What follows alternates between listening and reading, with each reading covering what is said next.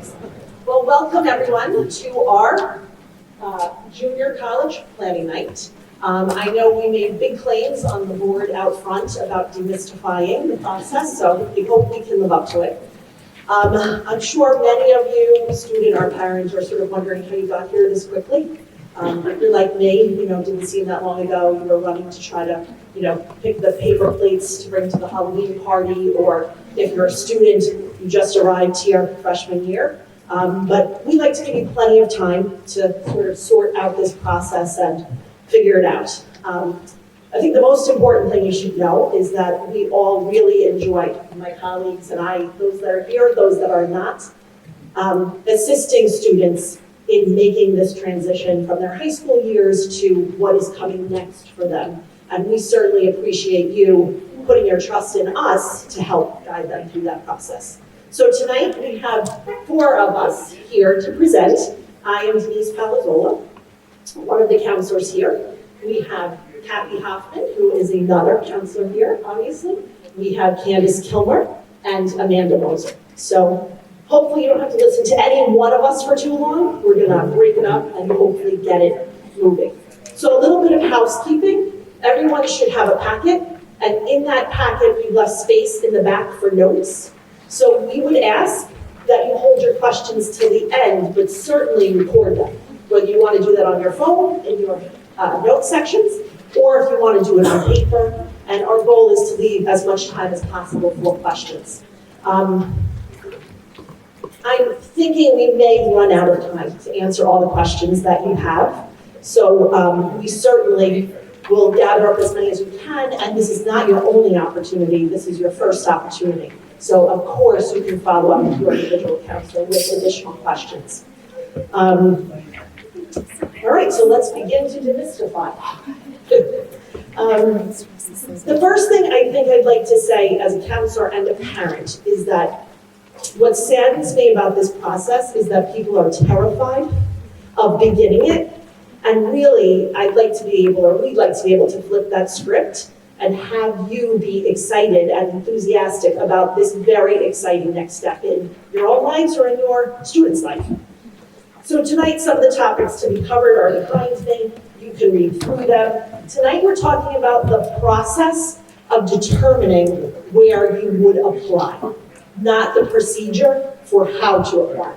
I think we would all agree that the most difficult part of this process is where you want to go to school, right? Once you determine that, it becomes a list of tasks that you need to complete in order to make that a reality.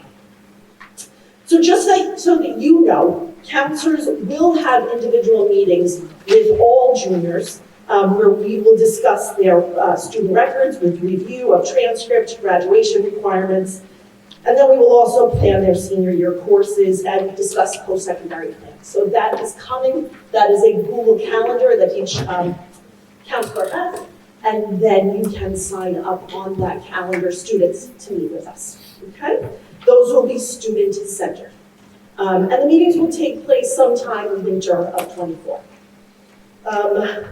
One key piece here is compartmentalizing, and this is really difficult, I think, and of course, parents need to be involved in this process of selecting schools for a multitude of reasons. One top priority is probably the financial impact, right, of what college costs. So we definitely expect parents to be involved in this process, but we do want to stress how important it is that students take ownership of this process.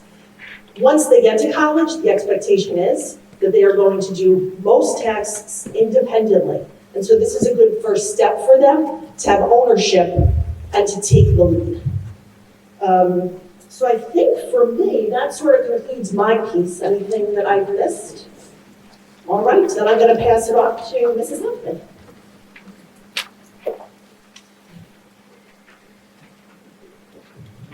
I am much shorter. Okay, so I'm going to begin with the conversation about the search. And quite honestly, that is probably the most cumbersome piece. You have to start trying to think about what type of school. So behind me are the different various options that students might have. in this high school, about 90% of our students choose the four-year route. So that is typically the way we work with students throughout the year. However, we have 10 to 15% of our kids who choose the other way. Two-year colleges where they might start there and then proceed to a four-year, or go to a two-year college where they get a certificate. We have students that are choosing military branches or institutions. And then we do have our students who are going to look for a trade. So if that is your route, we will also cover that in our meetings when we meet with you in the winter time. We are very lucky. That is the map that the Common App uses. In the United States, there are something like 4,200 and something options. So there is something for everybody, and that is probably the thing that should make you calm down the most, because there is something for your student to do. Okay, now factors to consider. This is one of the more bulky parts of the conversation. So behind me is all of the things that you have to think about when you're applying to college. Cost is obviously one that makes parents very concerned, guardians. So I would start by saying that everyone makes the assumption that public is always cheaper than private, but that is not always the case. To be honest, they might have the, whatever the price tag is, it could become comparable to a private, if your stats allowed them to give you merit money or you were eligible for some kind of aid.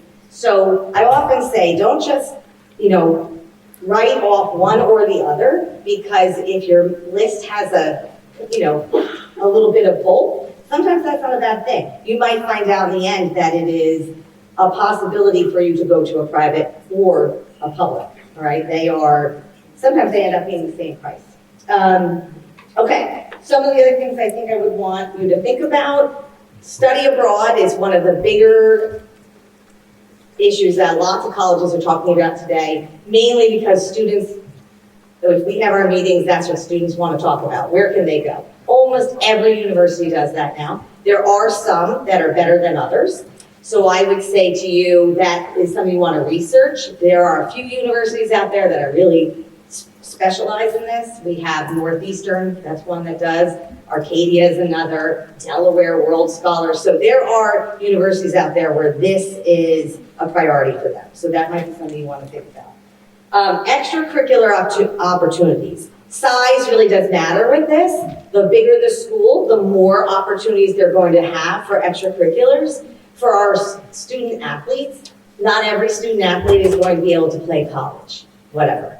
They may not be able to be a college gymnast or a basketball player. So a lot of the larger institutions have something called club teams, which you can try out for, or they have intramurals. So if that is very important to you, something that you want to do what you've loved all along, then that is something you can research pretty easily to be able to do so. Alumni networks, really, this, I'm sure you heard, we sometimes refer to them as the cult colleges, right? These are the colleges that universities, alumni wear that proudly everywhere they go. Penn State would be one of those. We have Penn State graduates. That is definitely one of them. But there are smaller schools that have very, very solid alumni networks. I just wrote down a few. Very small schools like Haverford or Davidson or Bowdoin. So that is a very easy thing you can research when you're looking at it. Alumni networks help you get jobs. And really, why else would you go to college other than to get a job when you are finished? Okay, now, liberal arts versus universities. This was something that I've had a lot of parents ask over the last few years, so I thought this might be something I wanted to speak a little bit about. So the major difference, obviously, with liberal arts and universities is size, all right? But that it doesn't necessarily mean that a large university cannot be made small, and a small university cannot be made big. But the bigger things that you have to know is if you're interested in research, you are going more to university, okay? That is a very important thing you need to know. If you want to, have deep discussions in your early classes, your freshman and sophomore year, you are definitely looking at more of a liberal arts education. Because in those bigger universities, those early classrooms can have anywhere from 100 to 200 people. So those are going to be more lecture style in the universities, and they are going to be more discussion based in the liberal arts. Small class sizes tend to be the case in a liberal arts college all the way through, and not so much the case when you get to the upperclassmen at the universities. Liberal arts too, which I think was important, something I learned along the way. They emphasize undergraduate education, whereas universities tend to also have the PhDs and some of the other programs that you're going to have where you would do your undergraduate and then move on. Okay. Come on. Good. All right. So Naviance is going to become your best friend. It will be in your house. It will be discussed a great deal. It is a platform that the school has purchased that every single student in the high school gets access to. So in our little meetings, we help students gain their code, and then they get in and they get an opportunity to get onto this platform. This platform basically houses any kind of information you could possibly want to know about any college, including international colleges. You type in a college name, and it'll give you all the facts and figures you need to know. How much it costs, where it is, how big it is, what are the odds that I'll get in. It really has everything. Parents love it, and after you leave here tonight, I would recommend that you talk to your student and say to them, hey, what is your login information? Because you won't have your own account. You will share it with your child, and you can go in at any time and research anything you want, and it is pretty astounding because it's been housing data for the last 15 years of Scotch Plain students. So you will actually get to see who is getting in where and why. So I love Naviance. We all spend a lot of time on it. When your kids come to our offices, we will be doing that with them. But it is a really great place for you to start. When we're talking about the search, that's where you should go first. Free, your taxes are paying for it, actually, and it is really good. So I would say, if you take nothing else away tonight, make sure you get on Naviance. How they get on is, they have their username, email, which is exactly their school Gmail. They all know it. And then you as a family should decide a password so that you can share it. That's what I would say. All right, so search tools. There are so many good search tools on Naviance, but since I'm responsible to talk about the search, I think these are the two best in terms of what it houses for you. So if you were to go to Naviance and click on college, one of the things it allows you to do is this search tool. There are two, Supermatch and the Advanced College Search. They are fabulous. So what they allow you to do is start to figure out what criteria do I need to think about when I am picking a college. Because really, that's just so overwhelming. Mostly, you don't know where to start. So this starts to get you thinking. It will tell you, one of the things it says is, for instance, location. Do I want to stay in the Northeast? Do I want to go to the South? Am I willing to go to the West? Am I willing to go to California? You can actually plug in which states you are willing to travel to and live in. Because if you live far away, you're going to live there. Then it asks you things about admissions, where you can talk about what is it that you're looking for these admissions things, like, do you want it to be highly selective? Do you want it to be co-ed? Do you want it to be, you can plug in your GPA. You can do all these things that help start creating the list for you. The advanced search is pretty magnificent because it literally, after you plug in, gives you 10 schools that fit it exactly. The advanced search the Supermatch actually gives you a lot more than that. What it does is, it will give you ones that match, but then it'll give you percentages of 200 schools that match some of it, maybe not all of it. So you might get, let's say you plug in all your criteria and it says, wow, at 98%, you're a match for James Madison. So then you say, okay, this looks like this is a good one. This should be on my list. Okay, you can click on James Madison, it will bring you to the college, and then you can start researching it. You can look at all the things that are on there for that particular school. So I love these. We have spent many an hour in our office with students doing this, but I suggest that you can go home, you two, and as a family, you can start figuring out what the criteria is for you. Are you going to let the student travel 4 hours, 15 hours, 20 hours? Because that is a big piece. If you go outside of 10, are they going to drive? Because if they're going to fly, that starts to change a lot of things. Now we have a flight we have to pay for. We have airlines we have to figure out. So as a family, you're going to have to figure out, am I comfortable sending them that far? Or am I the kind of student that should stay in New Jersey? Should I not be living on that campus at all? Should I live home for this year, for next year, or any years? And should I commute to school? So it's through this criteria that you will start thinking about those things. And everybody's answer is unique. That is the one thing I think we can all say from our offices. Each student is going to answer these questions differently. So it is good to start thinking about them now. And then once you do, you'll start getting your list. Once you start figuring out these colleges, one of the tools on Naviance that's pretty fabulous is called Naviance. It's called Scattergram. You get a chart that looks like this. Now I'm going to turn this way quick.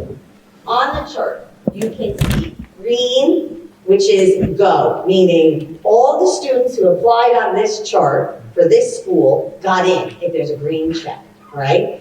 If they applied and did not get in, it's a red X. And if they were waitlisted, it's blue, all right? Sometimes you can see a green circle. That means they were waitlisted and then eventually did get in.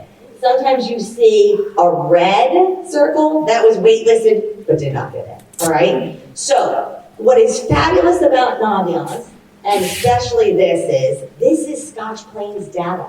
So when you want to know if students from our high school are getting into a college, this is where you go. This will tell you exactly how, when you see a whole bunch of green checks, then you know this is a university that is taking Scotch Plains kids. Also, if you look at the chart, see there is the horizontal dotted line and then the vertical dotted line. The horizontal dotted line is very, very important. That is your line that tells you what the average GPA is for a university, okay? So what is very good about that is it's been housing data for many, many years. So you have a pretty good idea about what the average GPA is for a university. If you are on the dotted line, we say that that's a pretty good fit for you. When you are underneath it, that means the school is a reach for you. And when you are above it, when you're sailing above it, way up there where all those green checks are, we are calling that a likely school. So many, many times when they come into the office and they want to know, can I get into this school? We're not guessing. We're going to the chart. That's what we do, all of us, all the time. The one thing that we do have to talk about a little bit tonight is the vertical line. So over the years, Naviance always allowed a student to be placed on this chart based on their test scores and their GPA. So COVID happened and the world became test optional. We're going to talk about this a lot, but wow. I think we're at something like 60 to 70% of schools have decided to remain test optional. Great. The only thing about that is this chart does not indicate when a student gets in without sending test scores. It's just putting a little green check there, all right? So what is happening is the vertical line, and this is not just Scotch Plains, this is the entire United States, anyone who's using Naviance. The vertical line is no longer always accurate, all right? So if it might say the average SAT is, let's say, a 12-10, we might ask the college and they might tell us that the average SAT now is a 14-10. That's how off it can be. That is the truth. Because, and this might make sense to you, who's sending a score that isn't great? No one, right? If you're taking an SAT nowadays and you know that you don't have to send it, the only people who are sending scores are people who have really high test scores.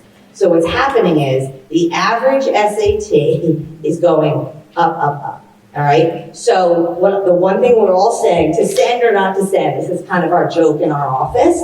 We owe every time you decide whether you are a fit for a school and want to decide if you're sending a test score, you have to Google the school. You have to Google. You have to actually go to their website and look up what is the average SAT or ACT for this year. Because what is on Naviance, on Score, or any of these other platforms, not correct. Okay, so that's really important. If I had my way, they would invent a new check, like an orange check, that told you that you would get into school with this GPA, but who cares about this, test score? They haven't done that yet. So it makes us work a little harder, specifically you. Okay. All right, so college fair. We are going to have a college fair here, right here in our high school on November 14th from 7 to 8:30 p.m. College fairs are wonderful. All the colleges are in one place. You can come, you can walk through, you can say, ooh, this one looks interesting. You can walk over to a table, you can ask questions, and the most important thing, reps give you their business card. And then you have someone to ask questions to. And it is really amazing to me that those reps that come to our high school and come to our fair are actually typically the people who read the applications. So if you meet someone and you have a little connection with someone at the college fair, they may remember you. And so that would be helpful when they read your application down the line. So college fairs are really beneficial, mostly because it just lets you see what's out there. And since I'm on research, it's a good way to think about making some list for your list, okay? I would say they are definitely so useful, and they went away in COVID. So it is my hope that you all come back for the college fair. Okay, so best school versus best fit. This is a big important takeaway from tonight, right? You want to understand that you have to figure out what's the best fit for me, right? There is going to be a lot of discussion over the next several years about what you should do. From your neighbor, from your kids in your cafeteria, from your parents. Everybody has a say, but really everybody should run their own race. It is your own path. It's their future. So you want to think about what is the best fit for my child. Would they do better at a small school? Would they do better at a big school? Would they be better in their bed every night instead of in a dorm room? Those are the kind of things that we already went through. Remember that when you're choosing a college, you're also choosing a place to live. They're going to live there, most kids. So you have to think about that. Are they city kids? Because if so, they're not going to like living around cows.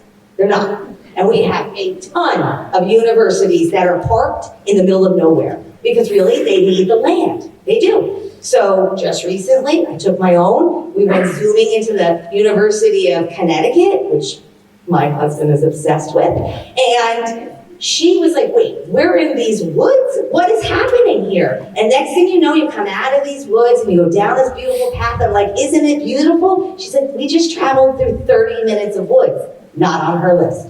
Okay? So these are the things that you have to do. Part of that is just figuring out who they are and what they love. All right? I think it's really important.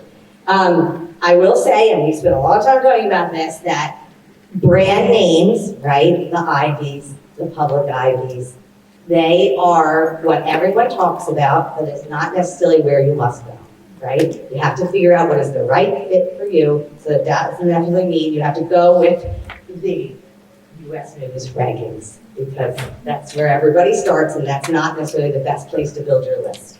And we're going to talk about this later, but definitely campus visits will help you figure out what this criteria looks like for you. Okay? All right, I did a lot of this already, so this last one, the building the list, the target, reach, and likelies. I did a lot of this already, but this is, for all students, we prefer that they have a mixture of this when they come to us, and start applications. So we would like at least 2 likely schools. In some worlds, they're called safer or safe schools. You've heard them, safeties. That would mean on the chart that you're floating up above the dotted line. All right, that would make it a more likely school for you. When we talk about targets, you're floating on the dotted line, right on that dotted line on that Naviance list. And if it is a reach, and we have lots of kids who you decide to try these, especially if they have a dream school, and it's not necessarily, that's fine. you are going to be underneath that line. So you need a combination of all this. What you don't want to do is pick a bunch of schools where you're way underneath that dotted line, because the likelihood of you getting into all of those is probably not great. Okay?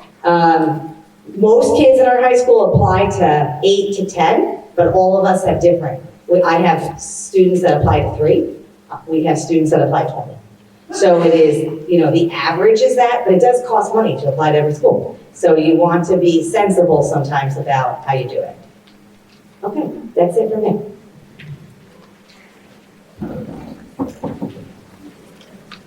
So Mrs. Hoffman touched a little bit and introduced campus visits. So let me poll the audience. Students, how many of you like to shop? Anybody like to shop? Raise them high. Tessa, thank you. Raise them high. Parents, guardians, maybe students. Have you ever bought a car? Okay, good. Parents, I don't know about students, have you ever bought a home? Okay, yeah, I'm with you, all right. Going to college is an investment. It's like buying a home. It's like buying a car. And your kids are out there shopping on these different campuses. So many times, I think back when I was a student here 30 years ago, my father would take me to all different campuses, and he was a school counselor, of course. And we would drive around and see campuses like in the middle of nowhere with cows, where we'd go into the city, and I'd hate this one or love this one, he'd hate that one, he'd love that one. But really, it was ultimately my choice. So, as you're out there shopping, folks, I love when parents say, we are looking for X, we are looking for Y, and I joke with the parents, especially the families that have 3 or 4 kids, and I can joke with them and say, are you going to the dorm room, or is your student going to the dorm room? So, as you're out there shopping, this is for students to shop, and campus visits are to be exciting. As Mrs. Hoffman said, you're not only looking for school, you're looking for the area that it's in. Do you want to be in the middle of nowhere with cows? Do you want to be in a city? Do you want to be in a suburb? Do you want accessible transportation to get home if you need to get home? Do you want a plane, a car, a train, a bus? You name it. So the campus visit shopping, it's exciting. It is. You're building your future. You're moving on to your next phase of your life. So a couple of things. Definitely since COVID happened and now we're in post-COVID, the schools typically want you to schedule either their open house, their campus tours, and that is how we as counselors do that as well, because we're out there shopping for you as well, so we can bring back the information to our office. So it's important to simply Google or get an email about open houses, campus visits, and they want you to schedule that. Some schools actually track demonstrated interest.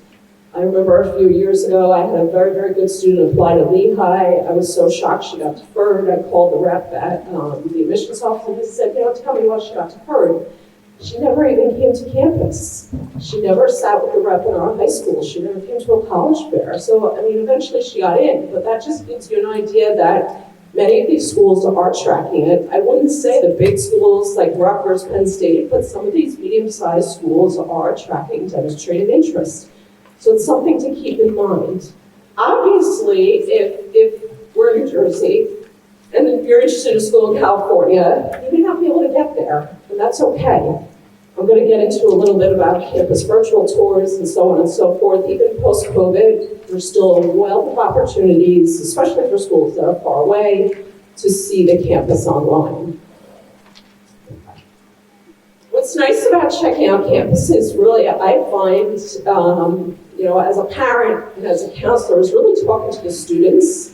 They give you the behind the scenes of what's going on. I like to also sit on campus, especially if it's a beautiful day like today, and just see if the campus is active. Are there kids outside? Are there kids inside? Are they playing frisbee? Are they cornhole? Are they doing pickleball? Are they having classes? That's a big part of the campus visit as well, is talking to students. Admissions offices, having been on that side, we're out there selling, we're out there marketing. But the best source really is the students, and to see what they can tell you sort of behind the scenes and get an idea of what is happening on campus.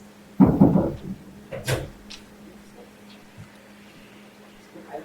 So excused absences for visits. So please know that, let's say, you want to get on a plane and go see University of Florida.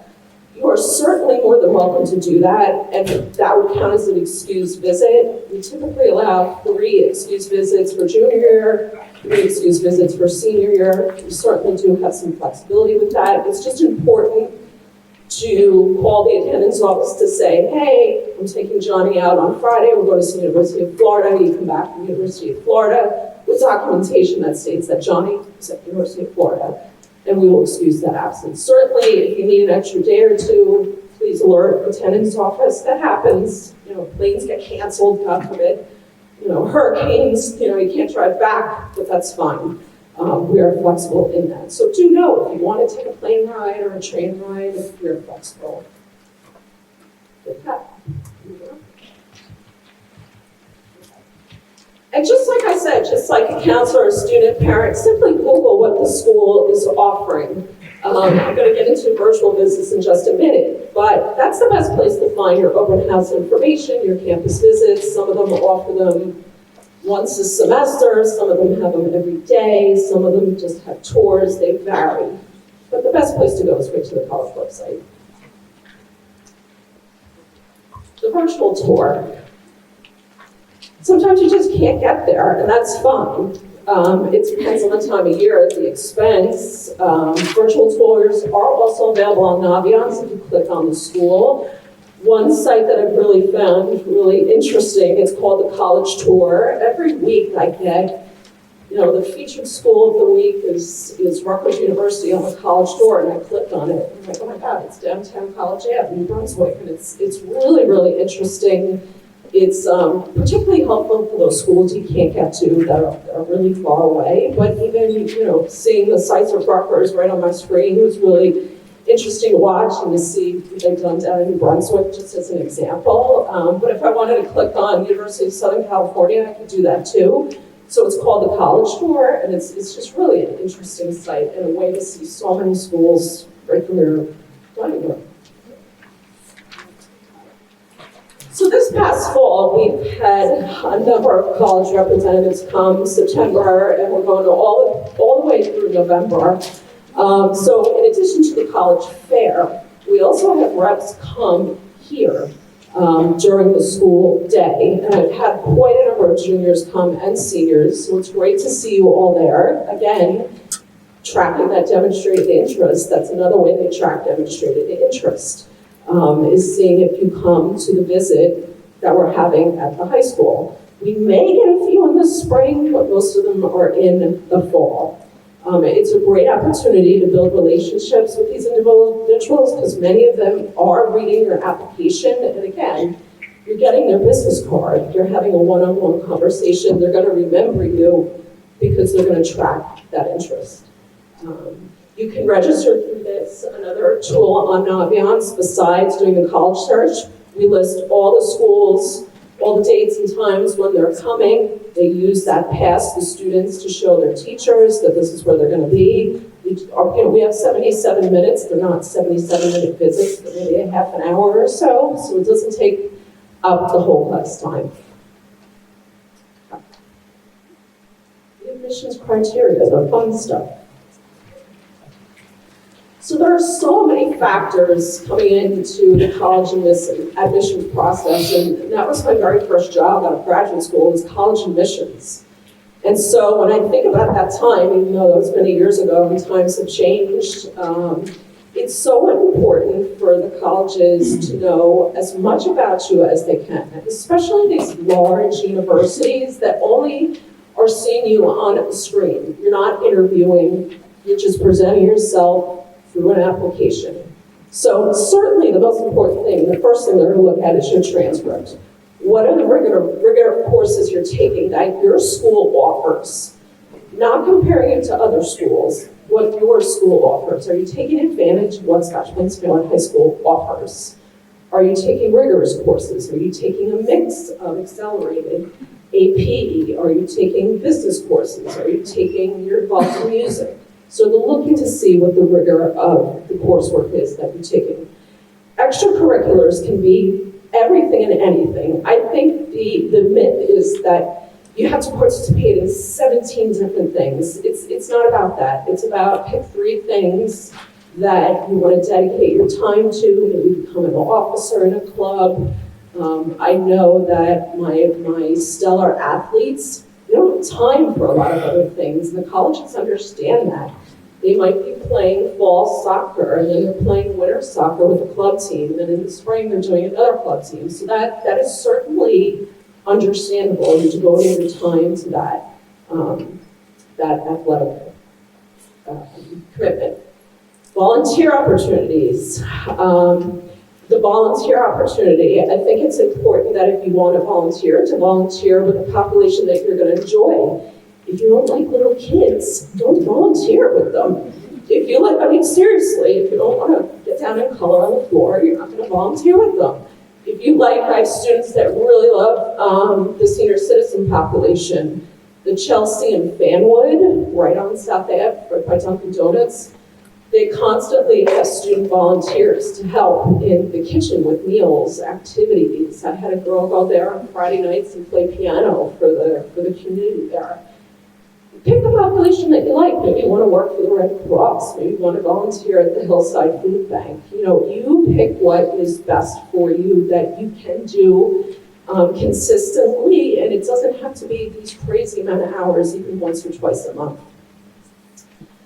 Leadership roles, you know, becoming a captain of a team, maybe a drum major of the marching band, president of the Spanish club. Those are certainly leadership roles that certainly look terrific on the application. Standardized test scores, we're going to get to that in a bit. I would say certainly the essay is very, very important. We have English teachers that work on the essays actually in the junior English classes and the senior English classes. So that's something you'll be doing later in the year and at the beginning of your senior year. I'll get into recommendation letters in just a minute. And then lastly, as these college reps have been coming to our school, I'm hearing more and more that they're very interested in family responsibilities. Please feel free to put that on the application. For example, we have students that maybe have 2 younger siblings, and they pick them up after school, and they take them home, and they do their homework with them. That is something you can put on the application. It really gives a real overview of what the student is dealing with outside the classroom. You know, what are the family responsibilities? Is there a single parent, and they have to take care of their younger siblings? So that is important. Okay, moving on to rec letters. So we as counselors write a rec letter for every single student, regardless of where they're applying, 2-year, 4-year, trade school, military, whatever. We will do a rec letter for all of our students. That's a given. In order to write these letters, we ask for what's called senior self-evaluations and parent interest forms. Those will be out around spring break, and they're due by April 30th. It is a Google form. It's on the Google Classroom. It's just a survey question asking about, you know, your favorite classes, your personality, interests, clubs, activities, so on and so forth. So I make sure I'm writing about the right student when I do that rec letter. Most of the colleges do require, besides the council letter, it's typically appropriate to ask 2 teachers before the end of this year. So your junior year, you're going to approach 2 teachers. Important to ask teachers who know you best. And the class that you've really enjoyed. It's not about whether you have an A+ in the class, but really, do you have that connection with the teacher? You enjoyed the class, they enjoyed you. It's important to ask them, certainly before the end of this school year, and certainly different disciplines add value. Some schools may say, if you're going into, let's say, a pre-med major, they might want a science teacher or math teacher to write that recommendation letter. So those are things to think about as the year goes on. Now on to the infamous standardized testing.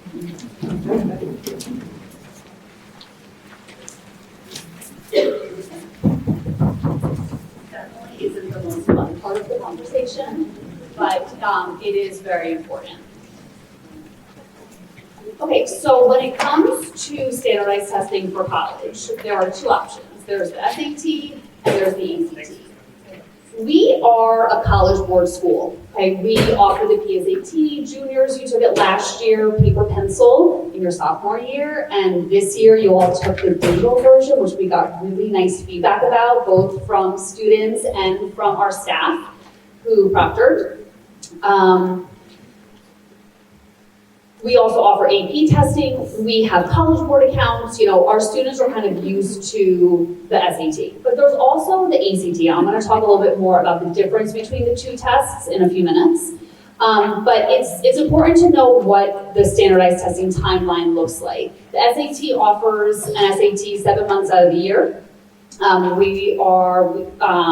There's a November test coming up, I think the first weekend in November. That deadline has passed already, but there is a December, which we don't necessarily recommend signing up for. There is a little bit of a push for it this year because it is the last paper pencil test. But juniors, you took a paper pencil last year and you took the new digital this year, so you can kind of see what you prefer. If you want to do that paper pencil, you still have that option in December. We are hosting that test here in our school. You're going to want to go onto your College Board account to sign up for that if that's what you want. If you are looking to sign up for an SAT past December, we often recommend March as the first test for our juniors to take. By then you have a lot of junior curriculum under your belt, and then it gives you that March, May, and possibly June to take the test more than once. We offer the test here in June. It's a very popular test date. Students like being comfy cozy in their home school to take it. It's a very popular one. But try to get that test done in March and or May too, so that you can take it more than once. Again, you're going to sign up on College Board for that. The ACT, totally separate brand. I often compare the two companies to Coke and Pepsi, two very similar products that are in direct competition with each other. They're offering the same type of thing, but there are differences between the two, and we'll get to that soon.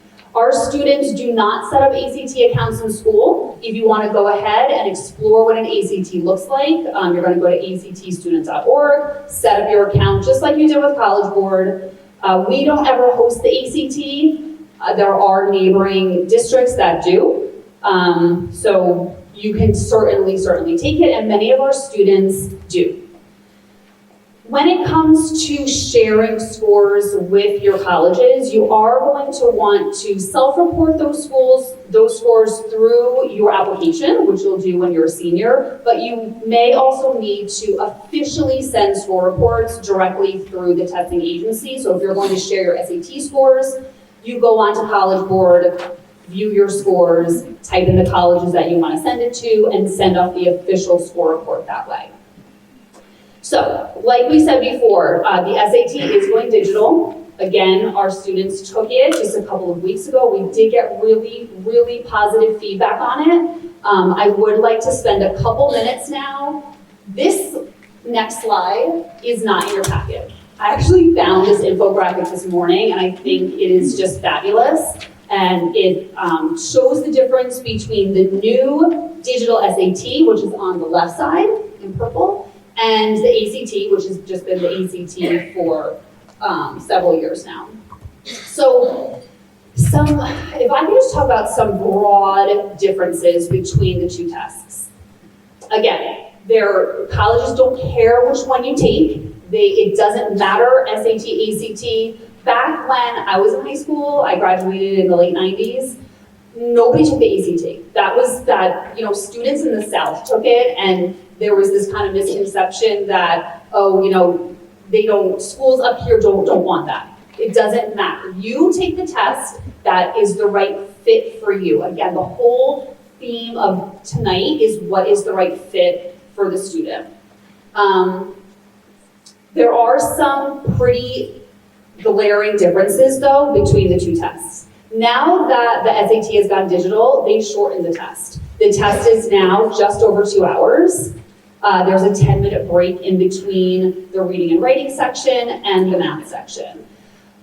Back with the current paper test, there is a separate reading and writing kind of section, and they loop it all together and call it evidence-based reading and writing. Now it's all combined into one section. That's comprised of 2 modules. The way that the modules work, everyone takes module 1, and then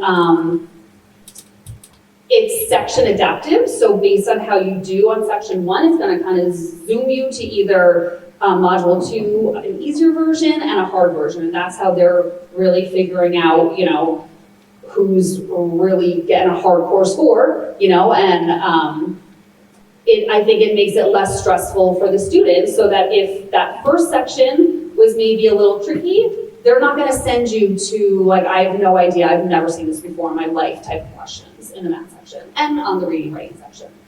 On the SAT, there are multiple choice questions, that's the vast majority, but in the math section, they also have student produced response, and that's just really, you're just keying in an answer. If the answer is 47, you type 47, and then you go on to the next question. On the SAT, because there are fewer questions, you have more time to answer each question. So you can see with the reading and writing, on the average, you have about 71 seconds to answer a question and about 95 seconds to answer a math question. They're really giving you the opportunity to look through the question. The question is often multi-step when it comes to math, process all your work, get your answer, really review it, and then go on to the next one. The SAT is still on that 1600 scoring, 800 for the reading writing, 800 for the math. What's new with the digital, I'm sure that you all remember, parents, when you took your SAT, you would open up to the reading section and it's 3 pages of reading, and you're like, how am I gonna do this? You have to read it back, you're reading. Now you have a very short passage with 1 question. Short passage, 1 question. 54 short passages, okay, but you're not flipping back and forth all over the place. Students really seem to prefer this. You know, our students just like the reading. Okay, so that's our new digital SAT. The ACT is longer, 2 hours and 55 minutes with a staggering 215 questions. The biggest complaint that we hear about the ACT is that you have to answer and go, answer and go, answer and go. The ACT is not a test for a student who's very methodical and really wants to double check things. This is for a student that is going to answer and move on and plow through the test. However, we do hear, and it's kind of written all over the place, that the reading section, the questions are easier. That is just, but there's a lot, so you really have to read and go, read and go. The way that they list out all of their questions, they go in increasing difficulty. So you're going to start in the beginning, they're going to be easier, then you'll get to mediums, then you'll get to hards. So by the end of the test, you may need a little bit more time for some of these harder questions, so that really speeds you up on that beginning part. The ACT only has multiple choice. There's no student-produced response. You can see the questions. For English, you only have about 36 seconds. Math, about a minute. Okay, versus the SAT gives you that extra time. The ACT scores on a 36 scale. You receive 4 different scores: English, math, reading, and science. Okay, don't be freaked out about science. It's not, do you remember everything from bio and chem? It's data analysis. They're going to give you an experiment, they're going to give you some data, and they're going to give you some questions to answer about that. Okay? So for our science buffs, if you like that kind of thing, you may want to try out the ACT, because the English, math, reading, and science all get grouped together for 1 composite score out of 36. There is still on the ACT an optional writing. Most colleges don't want that, so we're like, don't even worry about that. You don't have to sit and write an essay. The SAT used to have an essay, they got rid of that. Okay. Another thing that I wanted to mention, parents, you may remember the SAT-2s, the subject tests. You can take a test in chemistry or whatever. That is gone too. Okay, they've really simplified things. We're just taking the regular SAT, there's no essay, and that's it. Again, this slide is not in your packet, but we are posting all this stuff to our classroom, so we'll make sure that you have access to that if you want it. So Mrs. Hoffman did talk about test optional. Really, a lot of our colleges now have gone test optional, and they are saying that they're going to continue to be test optional. Some schools are saying, through 2026, through 2028. You guys are safe, okay? So you'll be pretty good for that. Fairtest.org is an amazing resource that keeps a very accurate list of all of the test optional, test flexible. Some schools are even test blind. Send it, they're not going to look at it. Okay, so you can really check out what they're looking for on fairtest.org.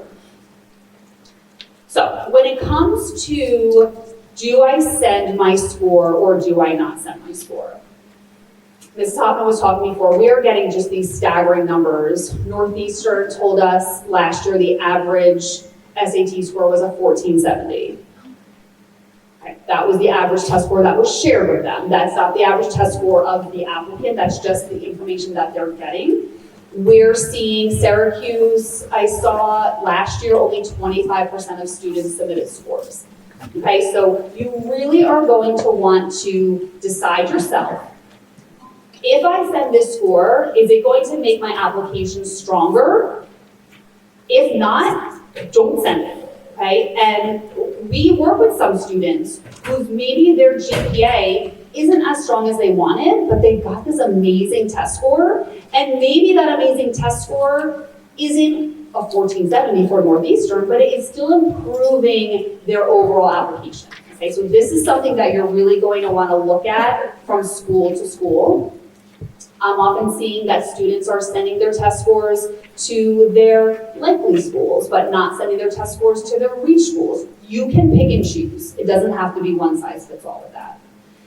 And I know Mrs. Hoffman also talked about Naviance not being the best fit right now for checking out, do I send or do I not send? And you're going to want to check out those individual schools. Okay, so we just had a visit from Hofstra just the other day. One of our reps came in and shared a pamphlet with us. And for the first time, we saw something that looked like this. Again, this is in your packet because we just got this. We had to send our stuff to the printer last week. Schools are finally starting to share information with us, like, if the score is below a 1350, don't send it. They're giving us this kind of inside information, right? Hofstra gave us this information that students that were below like a 1260-ish opted not to send, and that above they did. Okay, so we're seeing this kind of, obviously if you have a good score, you're gonna send it. If it's not, you're not. Every school, if you just Google Syracuse freshman profile 2022, Northeastern freshman profile, whatever, they will give you the data of what that looks like, and that is really your best option of, am I going to send or am I not going to send? Colleges are truly saying, if you choose not to send, that's okay. Okay, Mrs. Kilmer went over all the other things they want to see. They want to hear from us and your teachers, and they want to know about all the great things you're doing. Colleges are even saying, even if you are sending it, it's not ranked the way it used to be, where it was GPA and SAT scores, and that's how you were getting it, okay? So I know we kind of are spending a lot of time talking about this right now, but I want you all to just take a big old breath. You're gonna take your test. Everyone is going to take it. We want you to plan to take it. We want you to study for it, okay? Speaking of studying, SAT has an amazing partnership with Khan Academy, where you can go on and get free tailored test prep. Your PSAT scores will eventually be in there. They're going to analyze your entire score report and give you a testing plan to start studying. We want you to do well on this test. We want you to do the very best that you can. But if you don't have to sweat it too much, okay? At all. Okay, I'm going to go through that because all right. Okay, so for our potential college athletes, if you are thinking of being a Division I or II NCAA athlete, you do have to register with the NCAA Eligibility Center. It used to be called like the clearinghouse or something. Clearinghouse, right? Now they're calling it the Eligibility Center. It's a great little website. Also, all these things on here are all linked. You'll be able to get the digital version of this. You can click on these things. You need to be certified as being academically eligible. They want to make sure that you're the real deal, which we know all of our students are, right? So they're just going to make you jump through some hoops. They want a transcript from us. They may want to see some test scores. We can help with that. So if you are thinking of playing college soccer at the D1 or D2 level, just mention it to your counselor so we're sure that you get all hooked up on this website before the end of this school year, okay? Oh, and I'm just rereading here now that they don't even want your test scores anymore. That's what they're saying this year at least. Who knows what will happen. Okay, we're getting to the end here, I promise. All right, so a few housekeeping items. So Google Classroom, I hope all of you juniors are noticing that we post pretty frequently to Google Classroom. It is the best way to stay in touch with what is happening in the counseling office. Every student has access to it. Students, you can invite your parent or guardian to also view. There's a little invite parent thing on there. We are going to post this entire presentation so you can click through it. This presentation is being recorded right now. We're making a YouTube video of it. We're going to post that too so that you can see it. This is our best way to communicate with you, so be sure to check that out. Again, reminding you again, get on Naviance. Make sure you know how to log in. If you don't know your password, like forgot password, you want to make sure that you have access to that. You took your PSAT just a couple weeks ago. You want to make sure that you have access to College Board. You are going to be the first ones to get access to your PSAT score. We're not going to get them until after you do, so make sure you can get into your College Board account because that's where you're going to view your PSAT score. All right, and just a few upcoming events that we already spoke about. We have that great college fair November 14th. After winter break, we will start giving some information about signing up for students to sign up for their junior conference. And again, Mrs. Comer mentioned those self-evals and the parent input sheet at the end of April. Okay, so those are just a few things. Please stay in touch with us if you have, if you have any questions. I know some of you, it's already been an hour, I know it's long. If you need to kind of get out of here and you have some questions, please email your counselor. We are here to help you and support you through this whole process. All right? Now, if anyone has any questions, we are happy to help answer some of them. We are just reminding you that if you do have a question, just make sure that it's more of a general question. If you have a specific question about your individual student, please contact the counselor for that.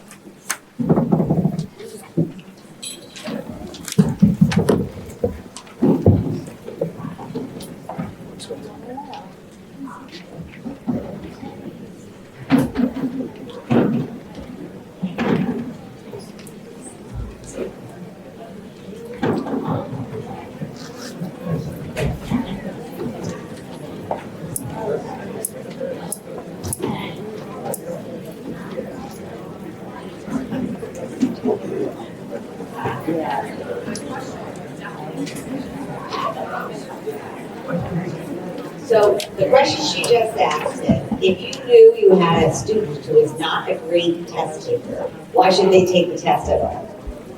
And I would say, my answer to this is, it's good to always have one in your back pocket.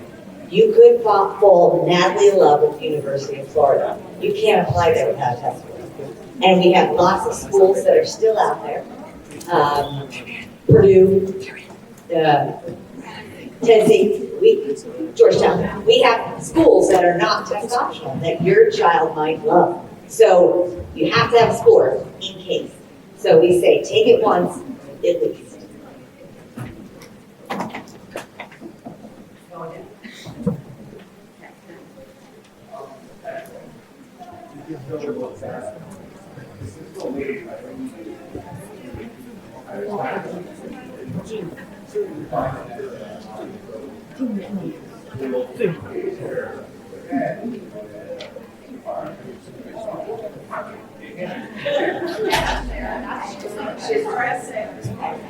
I'm the former English teacher from this high school, so I tend to teach the college essay. So I do that for all juniors. So yeah, the essay is still the most important essay they're ever going to write. It really still is. That has not changed. In fact, because of COVID, the essay is more important than it's ever been, which is why in this high school, we actually spend a lot of time on it.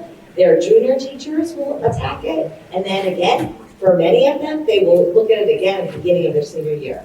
ChatGPT, all colleges will know if someone else is writing it. They actually have to submit it, and universities use something that recognizes this, so they should never use ChatGPT in writing their supplements or essays. Also, to add on to that, I heard from an admissions rep that, so I still, after I put the period, I put 2 spaces, right? Because that's how we were taught that kind of type, right? We put our kids to 1 space. They would see chunks of essays where, whoa, this whole paragraph has 2 spaces, 2 spaces, 2 spaces. A tutor did that. They see it. Also certain words. We say certain things that kids don't say. And they don't know. They're like, they don't want to use that kind of word. They want this essay to just be kids authentic. That's they're not expecting a dissertation. They just want it to be your essay.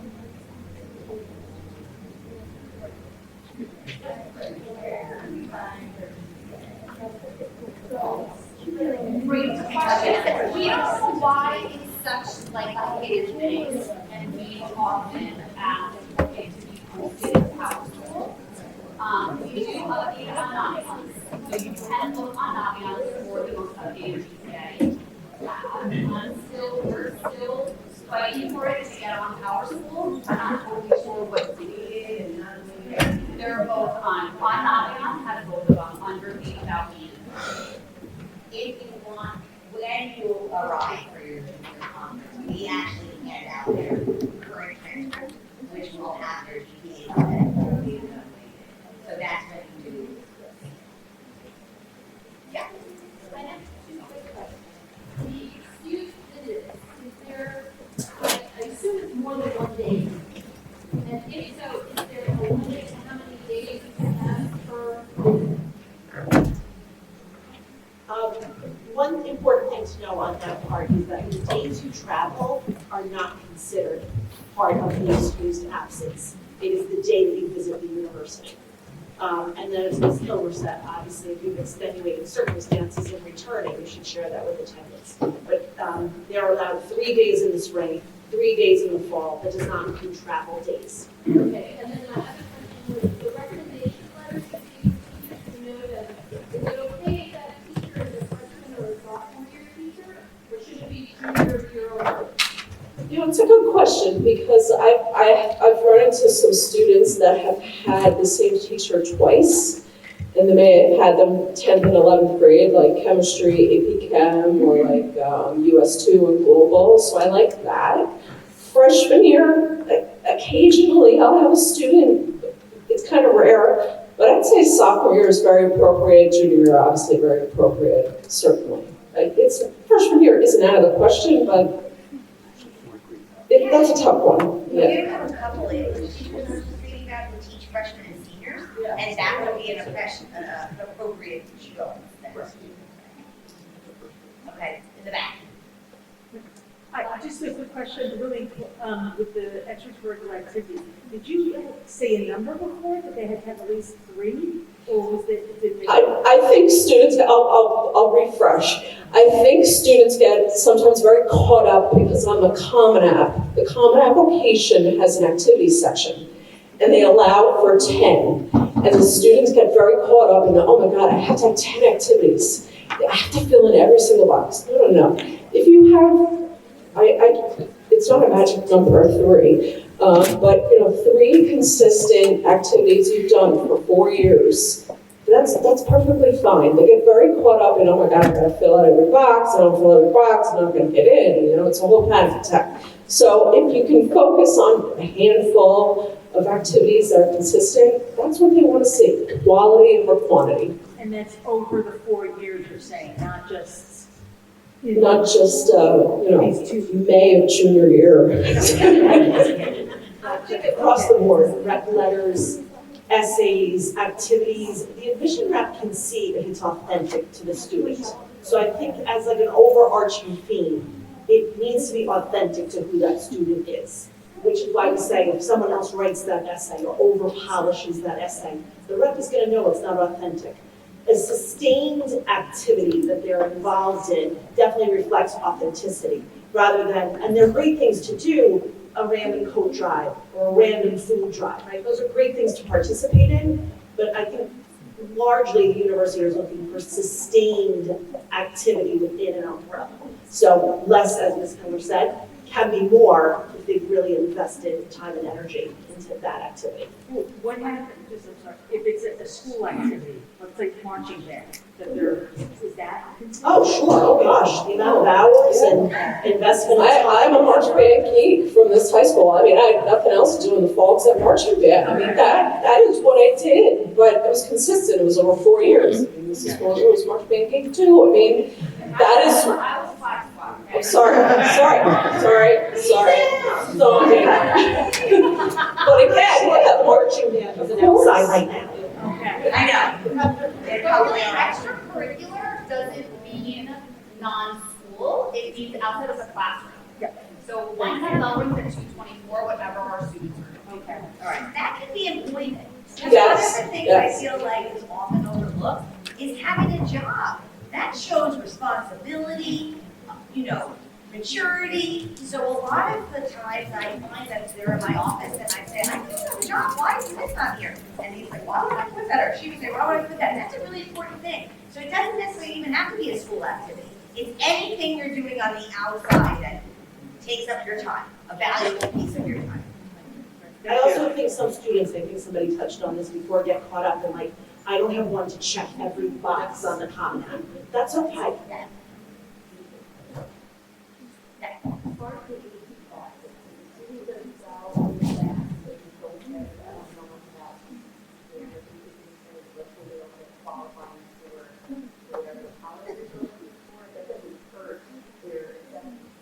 No, so the way AP works, really the purpose of an AP, other than taking it here and trying to learn college level material to prepare you for college, you take the test, only if you want to, because we don't require you to. If you score a 3, 4, or 5, you can send that to the college of your choice. So after the whole process is over, in May of your senior year, you're gonna pick one college. It's at that time that you send those AP scores. If you don't want to send it, you don't send it. It is only if, and you, again, thank goodness for Google, you can Google and say, what is the score I need in order for it to make it worthwhile for me? So if you know that you got, let's say, on your AP environmental test 4, and you're applying to Binghamton, and you Google Binghamton, if I send this score to them, will I get credit? They will say yes or no, then you go to send it. But you don't have to report anything on your application that you're on. And is it something that is actually, is something that Common is looking for, or is it goal that requires you to have one AP class where they You don't have to take any. It is rigor. They are always looking for rigor, meaning they want to see that you are taking the most challenging classes for you, right? So it's not, there is no exact number for anybody. So if you are a really strong science student, then maybe that's where you try your AP. If you're a really strong English student, maybe that's where you try your AP. But no, there is no college out there that says you can't apply without this exam. And also, like getting back to that authenticity, there are many students, and their best and their most rigorous is academic, college prep across the board. And there are hundreds and hundreds of schools, and they're like, that is rigorous. We like that. Consistency, and that's what's rigorous for that. We have kids ask all the time, how many APs are in the 0. The answer is 0. It's what you choose to do. Hi. Hi. Hi, just want to make sure I heard right. So you would encourage your students to ask either like sophomore or junior teacher for the recommendation letter as opposed to a freshman? Yes. Yes, and that's only because I used to teach freshman here for a very long time, and I knew them when they were young. And there is a huge amount of maturity that happens, both academically academically and socially over the next few years. So colleges know that. I would know them one way, but honestly, their junior teachers are gonna know the difference. So unless that teacher has seen growth, if I had a student as a freshman and then again as a junior, they would be ideal. But the idea is you want them to communicate the most up-to-date information about your student, and freshman year is probably. But also, I mean, if your student had incredible experience and has the most amazing relationship with a freshman teacher, and they keep touch, and of course, Well, like, that's why I can, yeah. for me, I had a really strong connection with one of my freshmen, and they wrote me with phenomenal. Yeah. Yeah. So, yeah, there really are no rules, you know, but, I mean, often when students are thinking, like, I can't think of someone, we're like, well, then try to think of somebody who's junior year. But if you have that incredible experience, thank you so much.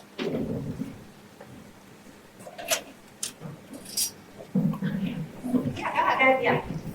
You mentioned how some of the larger schools maybe tend to offer the more basic college tours or tour experiences during college visits. Have you seen that for some of them, maybe you visit a certain time of year or do other things that you can give an opportunity to visit the experience and your process?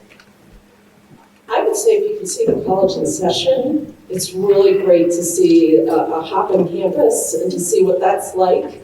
I mean, it's so different like now as opposed to July when some of the campuses may not even have summer classes. So if you can get there during the school year, that's great. Obviously, it may not happen depending upon your son or daughter's schedule, but if you can see it live in action during the school year, that's really your best bet to see what a school's really about. And I think Ms. Kilmer mentioned it before, you know, the school's job, their admissions, you know, mission is to sell, right? So when you go when school's in session and you're in the bookstore or in the quad or wherever you may be, you have that opportunity to kind of like chat with the student and sort of say like, what do you think about the food here? And what do you think about dorms here? And do you like your classes here? And was this your first choice? And if it wasn't, what made you choose it? Or if it was, why did you choose it?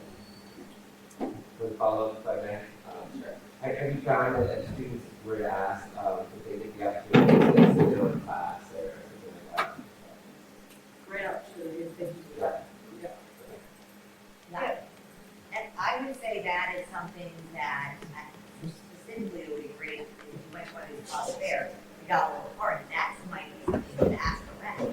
I would like to come to a tour, but I would like to be able to sit in the class if that's something that you could set up. I think we have a question, a very, very back row.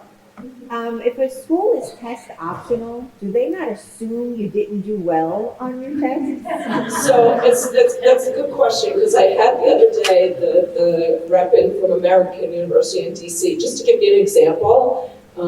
He said to me, if you don't send a score, we literally are not taking the time to think about why you didn't send the score. It's like, I don't care. We don't have time to sit there and dissect why this kid didn't submit a score. So literally, they don't care. And I say that, and I say it a little flip because he's, you know, in this admissions world, traveling, as I remember doing it so many years ago, they're not sitting there analyzing why you didn't send a score. They're not. That's why it's a choice. So you're not penalized for not sending it in, and they're not thinking about it. So it was a good answer he gave me, so. We're also advising, and I think this is happening nationwide, that if your score falls below the range, like I said with Northeastern, that 1470, or maybe it was like a 1430 to a 1490 with that middle 50%, if we have a student with a 1420, they're not sending it because, and they can think, well, they're going to think that I got a 900. No, you're lower than what it was, and that's all that it is. What I think is really interesting is the reps who come in keep saying the same thing, that their students that they accepted without the scores are doing just as beautifully as their kids they accepted with scores. So this is why they are keeping the test optional, because they're not finding that those test scores gave them any extra data on these students. Yeah, I think the philosophy was that the SAT or ACT score indicated how successful you were potentially entering your freshman year of college. And I think with COVID and increased test optional, what's happened is universities are realizing that that's just one indicator, not the only indicator, and students are submitting others. When you do go test optional, the university will follow up once you apply and ask you to send something in lieu of that score. And it's really anything you are proud of as a student. It could be a research paper, a test that you took that was exceptionally challenging and you did well on. So they're going to ask you for another piece of data in lieu of that, but with Google Drive, they've got access to everything they've ever done. So they are going to look at a piece that that student is saying, this is something that was important to me, that I worked really hard on, performed well on, and I'm using this to highlight my abilities.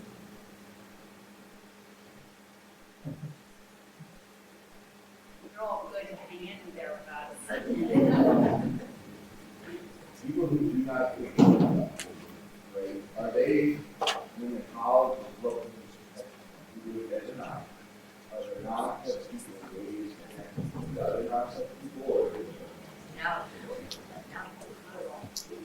They're really, they say, that's not going Imagine a pie chart, right, and like there's certain chunks that they're reading. If they remove the piece of the testing component, each of the sections is a little bit bigger. So we need to keep it a little bit heavier, a little bit heavier. I think also, one thing to touch on, is tonight we talked about planning, and it's really the planning on how to choose the schools that you are going to be most interested in, what the best is. Once that happens, we then pick up with the next phase, which is a very specific task checklist that students complete with us independently. We check in with them, and we'll make it clear to you. So this piece tonight is focusing on planning for the next step. Is it union, college, a 2-year? Is it military? Is it a 4-year? Are you commuting? Are you living in home? What is your circle of comfort? What is your financial, commitment you're willing to make to university? So this is kind of the focus on the planning, and then really the beginning of senior year is when we talk about the specific tasks that need to take place. And we'll have more data by then. We'll have the updated transcript and GPA, we'll have the test scores, and then we can really, I know it's scary to say about. Yes? How far in advance do you sign up for APs? About a month. That's about a month before is when it starts saying late, then there's like an extra fee, of course, if you have to sign up after that. 2 weeks before the test is too late. They close it. But can you guys sign up today for the 6 months out? SATs, no. I believe it's 3 tests out, but the way they do it, and the ACT, I think it's 2 tests out. If you go on the website, say College Board, you'll see all the test dates that are available to students, and it will sort of give you the deadline by which you need to apply before the late fee is applied. Yeah. I'm wondering if your open body had the facts to consider all being one of them. I'm curious with Maggie, how do you see, has anything wrong with the output? Information about it.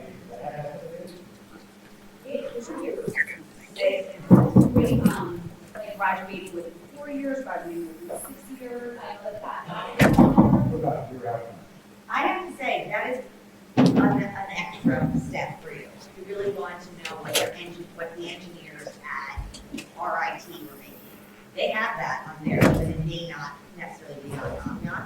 What we do have is a career search, and then with that career search, what majors are appropriate, and then when you get to the major part, it tells you what those majors may be in different areas of the country. But it may not necessarily tell you what their outcomes in it. There's also a term called ROI.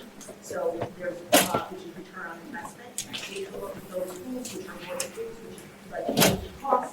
There was the income. I don't know that it breaks it out specific to like the school or career choice, but you can look at those return on investment universities.